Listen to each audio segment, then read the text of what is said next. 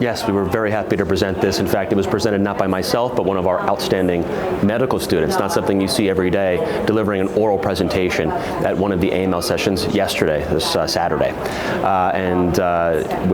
With masterful skill, he essentially described our approximately decades-long experience at the Yale Cancer Center in discharging patients with a newly diagnosis of AML early, after an intensive induction regimen, classically 7+3, but also CPX351, amongst a couple others. Early defined in this case before ANC, or neutrophil recovery, which is one of the things which we know predicts risk in this kind of critical period of deep myelosuppression, which really I'd say many, if not most other centers, necessitates the patient staying in the hospital for upwards of a month. And of course, if there are complications, it could be longer. Many patients do quite well, and we just don't know how to actually tease out which patients can go home. I'm not necessarily saying after 7 days of getting their at most 7+3 therapy, but maybe at time of count nadir. Are they needing everyday blood products? Are they requiring intravenous antibiotics or antimicrobials?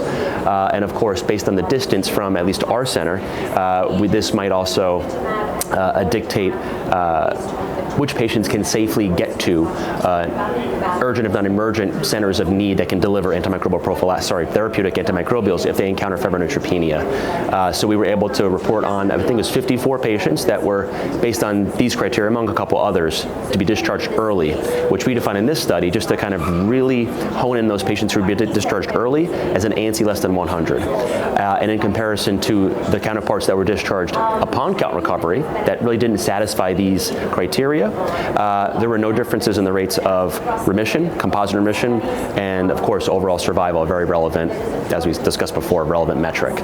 It did come, as without surprise, to come at the cost of maybe a little bit more rate of an infection. There was about a 20% rate of readmission amongst those patients who were discharged early, but even inclusive of those readmissions with a median duration stay of second admission of 6.5 days, the time spent out of the hospital until count recovery or next line of therapy, whether that was chemo consolidation for folks in remission or second line of therapy for those who didn't achieve remission, unfortunately, they still spent about anywhere from 4 to 7 days extra time out of the hospital, patients sleeping in their own beds, eating their own food, and we would venture to guess associates with better health-related quality of life, which is one of the main implications of this study. And this is sort of the first iteration. We really expect to do healthcare utilization and cost-effectiveness analyses, and if so willing, we will actually do patient-reported outcomes like surveys and stuff like that.